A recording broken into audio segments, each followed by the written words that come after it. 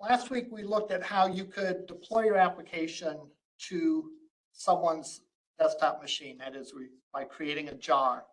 And that jar can then be worked as part of an installation program that takes and installs the jar where it's supposed to be and maybe initializes a few things and so on.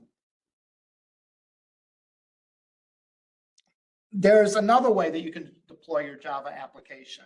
There's another way that Java is used in applications. And these two ways are sort of have the opposite advantages and disadvantages. So as far as deploying Java applications,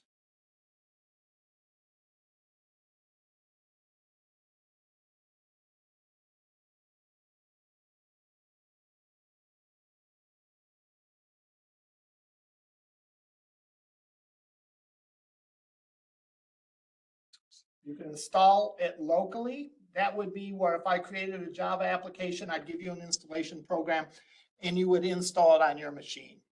It can also, Java can be incorporated as part of web applications.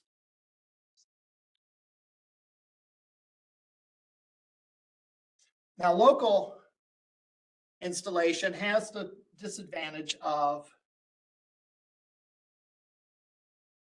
updating the application. If I gave you an application and I gave you the jar and you installed it, if I came out with some bug fixes or whatever, you would have to download a new copy of the program and reinstall it. Well, if you didn't do that, then you'd be running an old version and would be apt to have the same bugs that were already fixed. With Java, deployment is easy because deployment is only on the web server.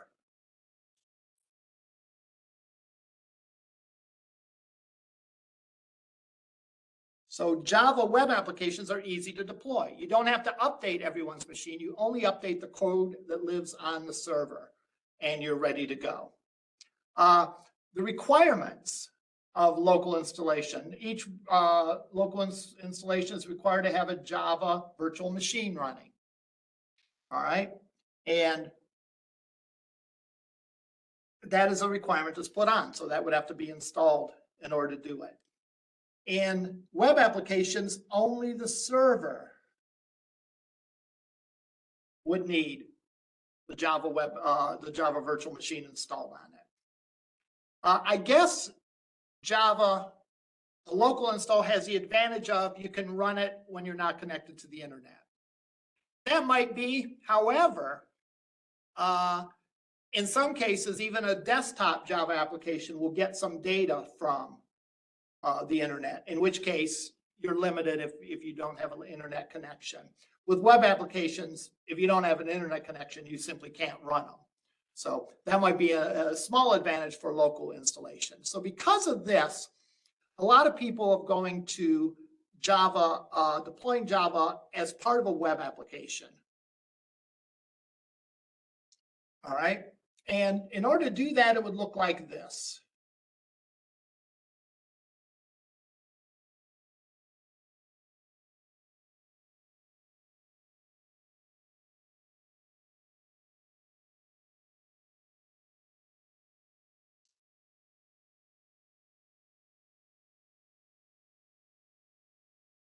Here's your client running a browser.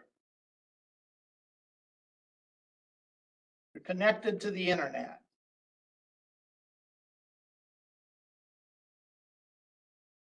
You have your web server over here.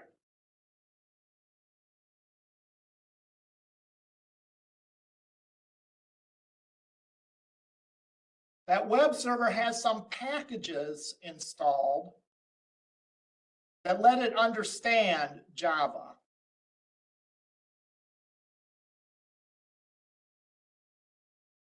You would have your Java code on the server. When the user made a request, the Java code would be executed by the server. If it was required, there'd be database interactivity. And the web server is going to produce an HTML, CSS, and JavaScript document that goes to the client. And the client can then take it and do whatever they need to on the website. The idea is that Java is used to write and to create on the fly web pages within a web server environment. All right. And again, you need updating of the application, just update it here and you're all set. You need to upgrade to a different version of Java, you upgrade these packages and you're all set. All right. Java virtual machine only needs to run on this server. I didn't draw that in there. Only needs to run on that server, right? So updating and everything and all that is much easier. The downside is you're connected to the web. So if the web is down, then you're not getting access to your application.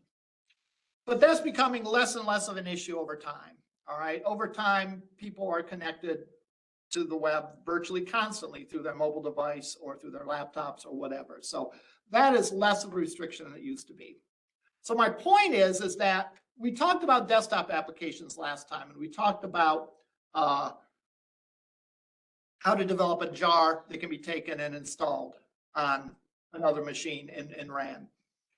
And then in today's lecture, we're going to talk about the different ways to do a web application. And there's two main ways to do a Java application.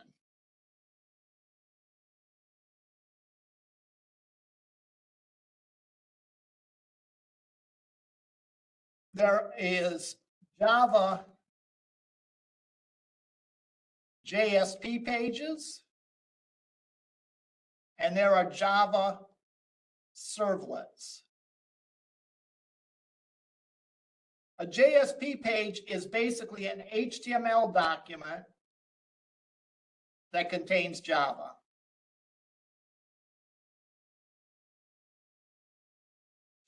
A servlet is basically a Java class that outputs HTML. And we'll see examples of both of these today. Now, the examples we're going to see today are just to get you familiar with this, because one of the things I think that is important to consider when you're at the end of a class is, where do I go from here? All right, I learned how to write some Java code. I learned how to do this, that, and the other. What is the next step? And the next step of this process would likely involve learning how to apply these technologies to a problem that you have. That is, to create a website that uses JSP or Java servlets. Java can also be used to create classes sort of for back-end processing. That's another way that it can be used.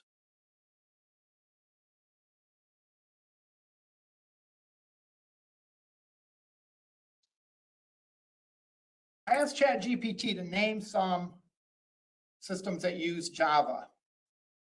And they mentioned 4 categories: enterprise level applications.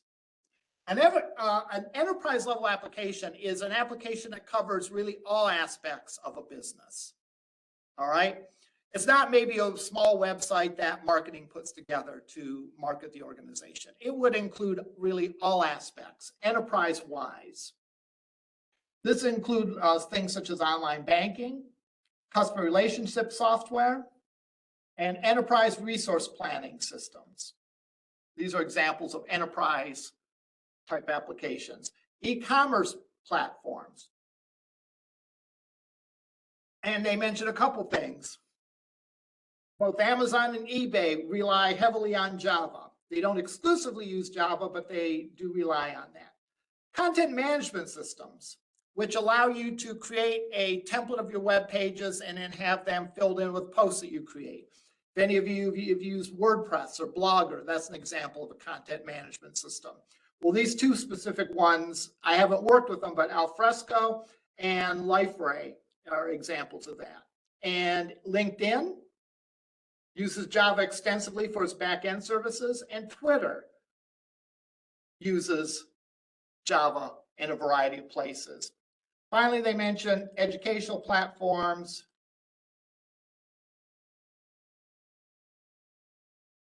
such as Moodle and Blackboard, uses Java. So these are just a few examples, but it's suitable for a wide range of applications. I asked ChatGPT approximately what percentage, and obviously it wasn't able to come up with a good answer because data like that is sort of hard to come by. But the point is as a developer, it is important for you to understand really all aspects of Java and not just deploying desktop applications, but deploying web applications. So I have a couple of examples here. One of them is a servlet, and one of them is JSP pages. So I've downloaded them, and I'm going to open them up in NetBeans.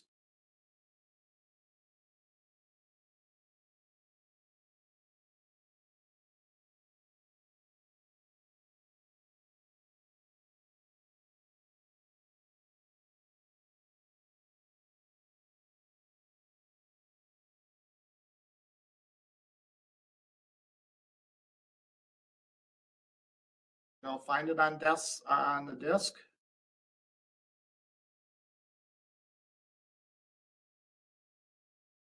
First example is an example with JSP pages. I'm going to open the project, and it's giving me this warning that I'm going to correct here.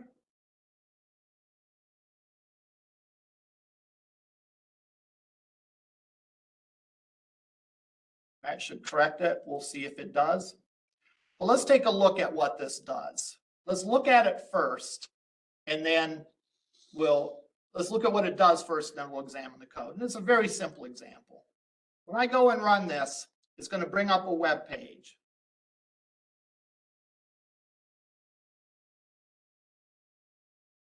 And that web page has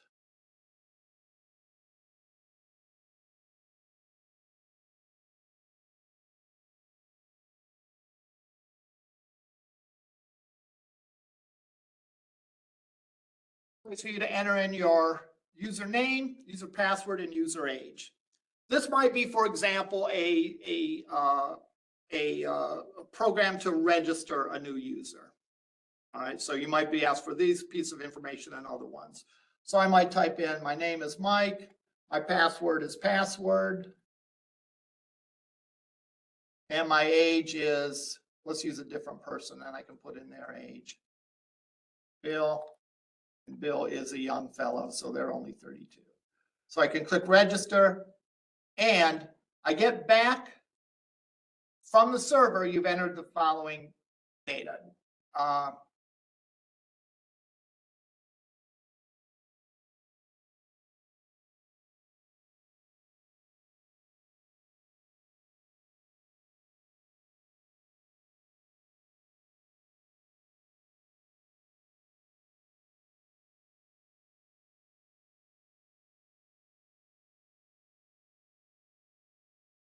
There we go.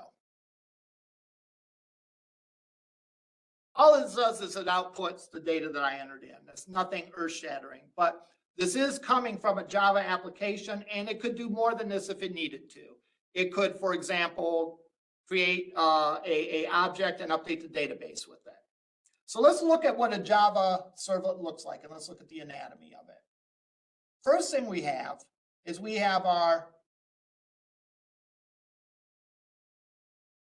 HTML page, which is just a basic HTML page. It contains a form. And this is just an HTML page, as I mentioned. Notice the action of the form, though, is userdetails.jsp. So it's calling a JSP page. And this is similar to, let's see if I can make this bigger. This is similar to a PHP or an ASP.NET in that it's going to call a server-side page that's going to take and create a web page response. So let's look at user details. All right, we have the basic structure of a page. I create what's called a Java bean. Java beans are often used in producing and processing stuff on web pages. They're used because you can do a lot using Java Beans, using very basic HTML-like statements without needing to write extensive Java code. But you can write more detailed Java code if you want to.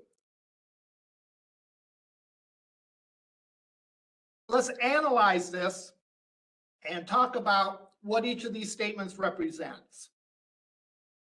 The use bean statement is the equivalent of creating a new object. So in code, we might have something like details, D equals new details, and call the details constructor. This is the equivalent of doing that. This creates a new object that we're calling user info, and it uses this object. Again, I've given the package name. That is in my source packages under edu uacron.java 2. This example was originally taken from the Java 2 class in the Akron curriculum. And it uses a Java bean. Now, what is a Java bean? We've more or less been writing Java bean since the course began. Java beans are Java objects or Java classes that follow a certain restrictions and limitations. One of them is that there is a no argument constructor. Now, if you notice in this case, we have our constructor and it accepts no arguments. All right, so it passes that regulation that we have a no argument constructor. Second is that all your variables are private or protected. And we've done that here, just like we've done that throughout the semester. Finally, we have get and set methods for the attributes. So here is our get method to get username. Here is our set method that sets the username. And the name of the method is get, followed by the name of the attribute. So if our attribute is age, it's going to be get age and set age. Get password and set password. All right, so this is a Java bean. Let's ask ChatGPT, what is a Java bean? See if I missed anything.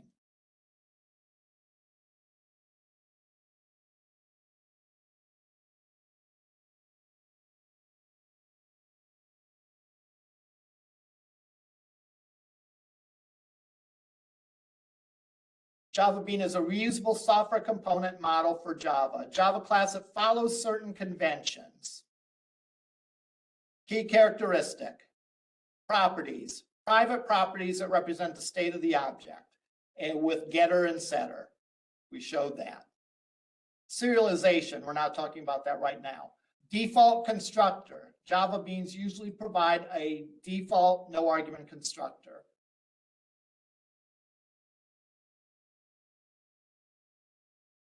And it follows the naming conventions that we've been doing through this class. The class name starts with uppercase, matches the file name. The property name should be descriptive and follow the camel case convention.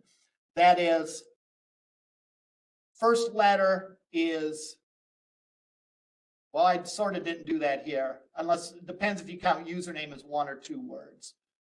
But they're also with lowercase letters. All right. But I follow convention. Get username is for the property username, as is set username. So this is a bean, and I can pop that bean onto any web page I like. So now we've seen what this looks like. This statement here creates a new object of that type called user info.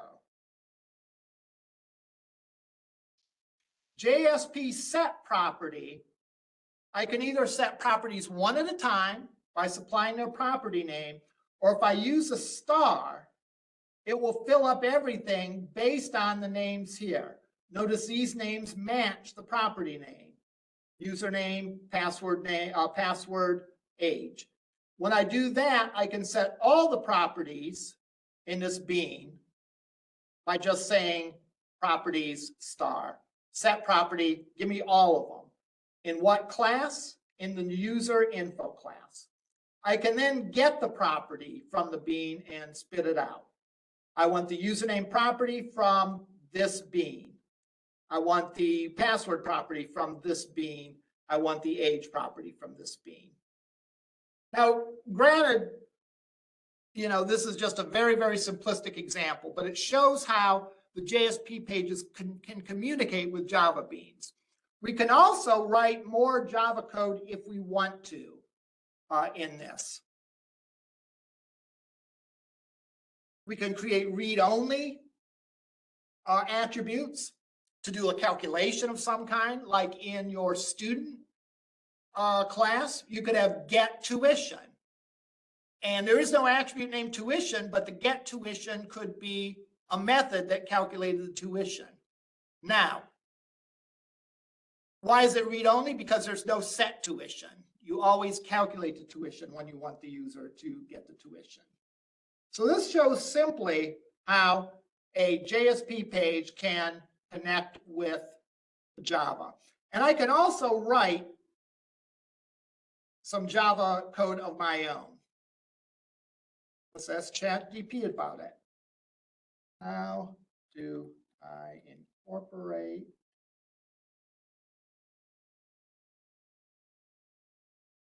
Java code into a JSP page?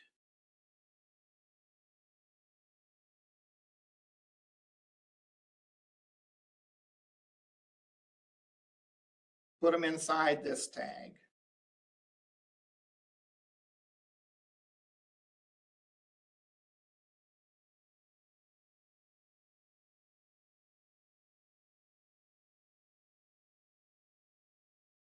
It's going on forever. All I wanted was that little bit of information at the beginning. We're just like combining Java and HTML in sort of a way. It absolutely is. It's including Java code in the middle of your HTML. So what I wanted to do was this. We can do this. So let's go into our bean, and we can do something like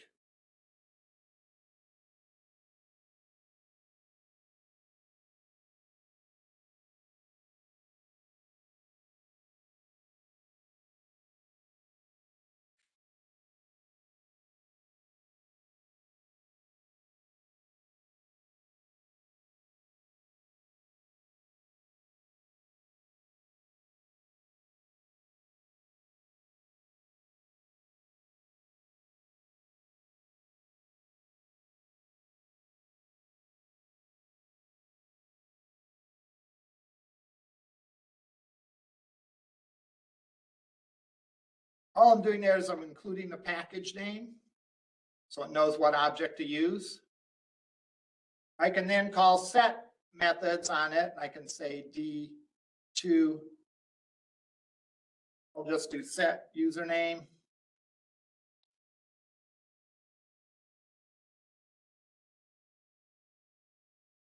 Where did it go?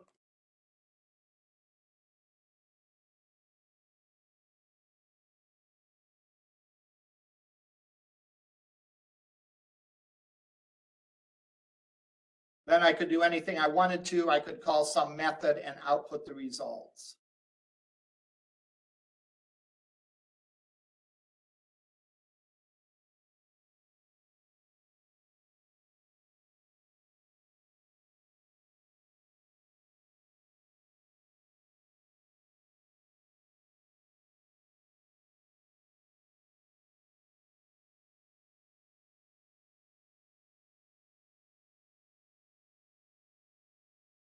And again, if this is a bigger class, I could do all the things we've done throughout the semester. If this is a student class, then I set the appropriate attributes and created the courses and add to it, I could call the calculate tuition method. I think everything's okay. Let's try to run this.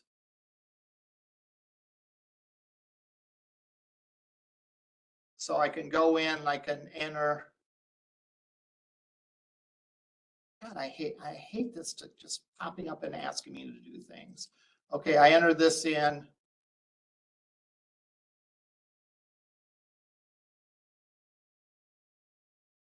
And I got an error, and it will tell me.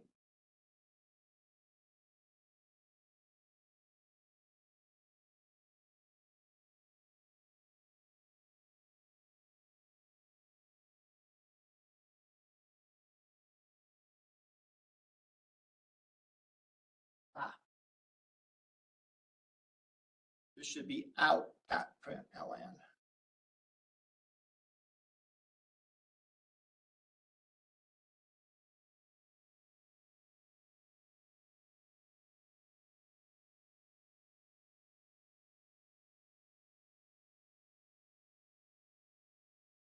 And my bean code executes and displays the value of the properties. My embedded Java code works.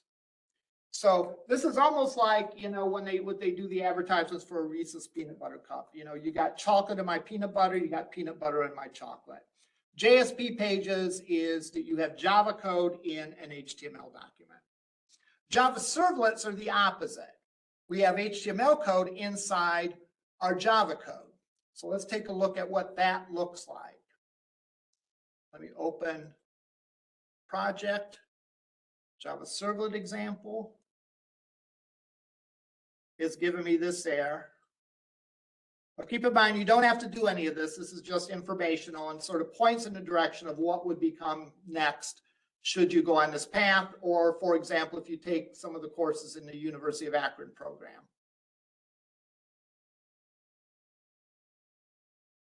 So I run this and I can type in, I think this does Fahrenheit to centigrade calculation.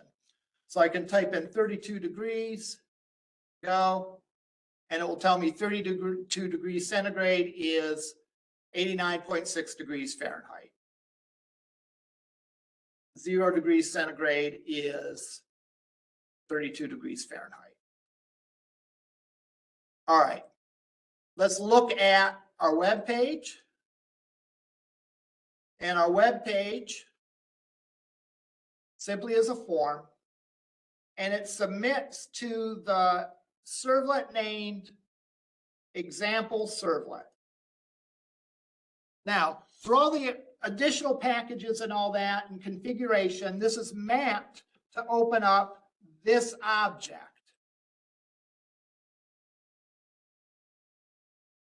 Example servlet. And this example servlet uses a Fahrenheit to centigrade conversion class to do the actual work.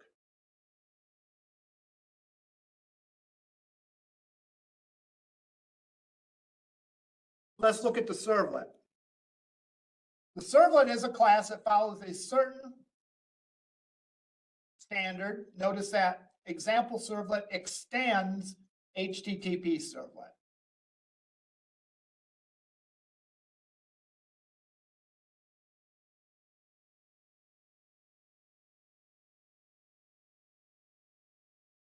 And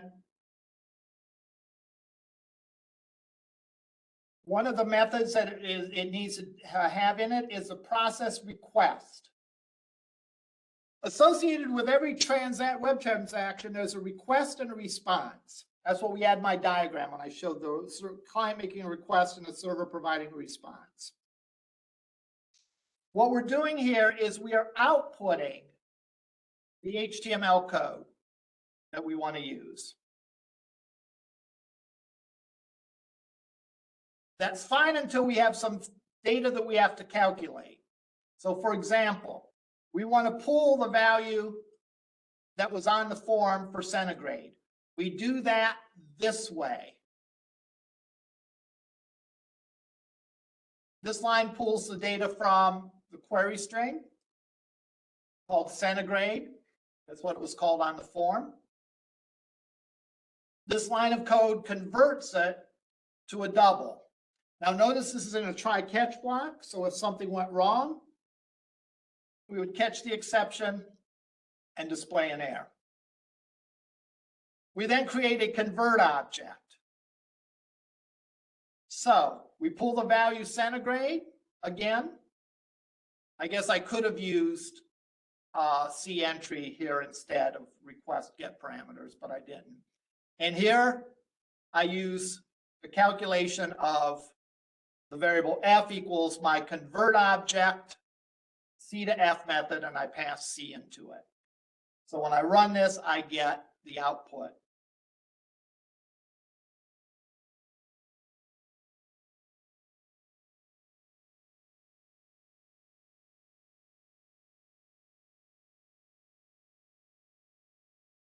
Now, what if I put something in that is invalid?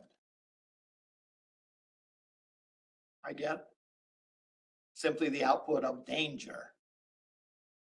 Why did I get that? Well, because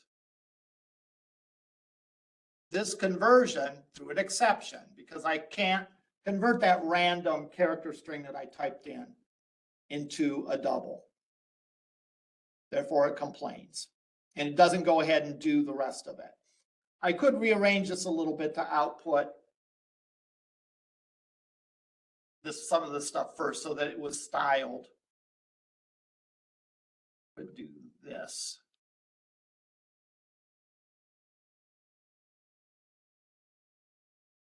So I'm going to output the beginning of the HTML file before I do the calculation.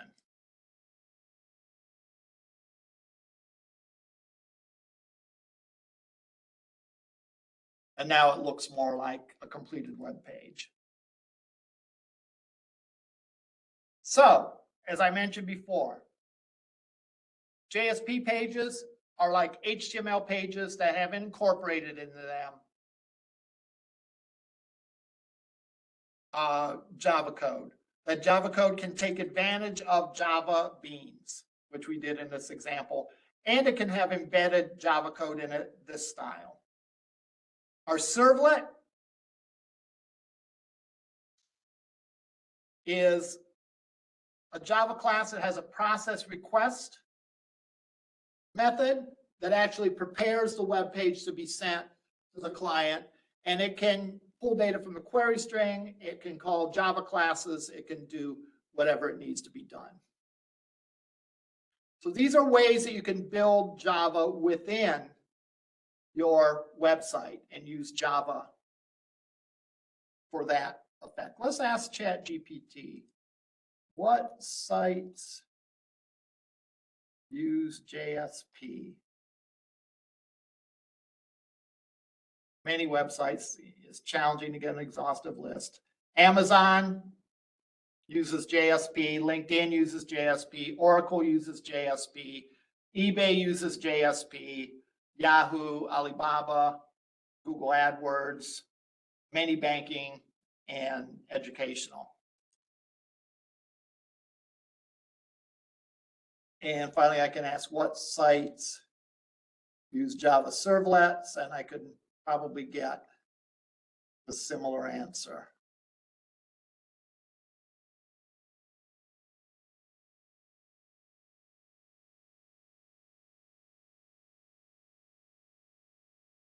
They only use Java servlets for part of their infrastructure, handling server logic and processing requests, Twitter, LinkedIn, Amazon, eBay, the same, pretty much the same list.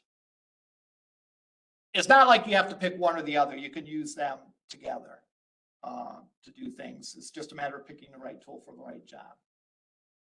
So that's how you deploy web applications with Java. That is how you can use Java to create websites. Now, notice throughout this discussion, I've been using the word Java.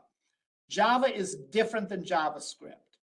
I hear students sometimes saying, well, I added some Java to my page. They probably didn't. They probably added some JavaScript to their page in a script tag or whatever. So be aware that there's a difference between those two things.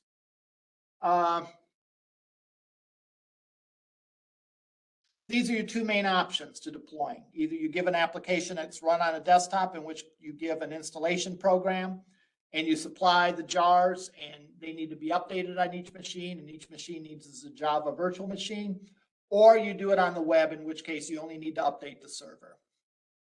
All right. Next week Next week is an opportunity for you to catch up on any late assignments or on the assignments you don't have completed. Oh, there's one other thing I wanted to add before I get into this part. Notice how example servlet has these comments at the very top of the class.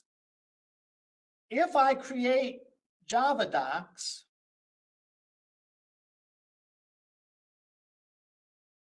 and I go out and look,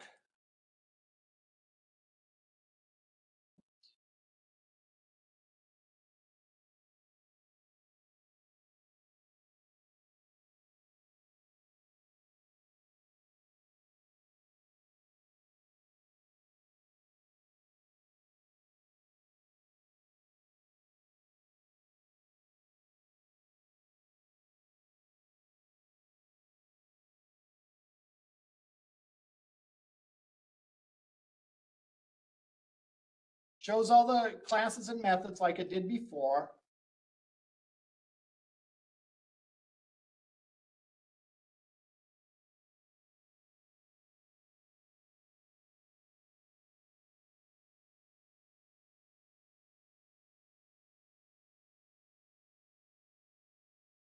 Notice that those comments get put within the Java doc.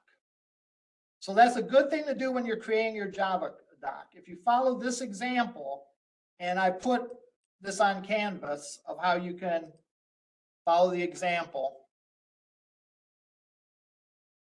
If you put this either before the class is defined or before an object's defined or in a few other places, that these comments will be put in your Java docs. I haven't talked too much about commenting your code. Commenting your code is a great thing to do, especially if you follow this format and include your comments in the Java docs, because that's how people are going to get references to your program, is to view the Java docs, and they can understand what the inheritance structure is. They can understand what methods it has, what attributes it has, and you can put these comments in to explain that in more detail. All right, anyhow, about next week. Next week is a catch-up week for you to work on any assignments that you haven't had turned in. Therefore, there will be no lecture. I will be in BU 210 from 1 until 2, and that will be strictly your class time. I have not invited any of the other classes to that. So this is a great chance for you to get extra assistance on any projects that you're working on that you have difficulties with. All right. If there's no further questions, that's all I had for today. We will either see you next week or see you in lab.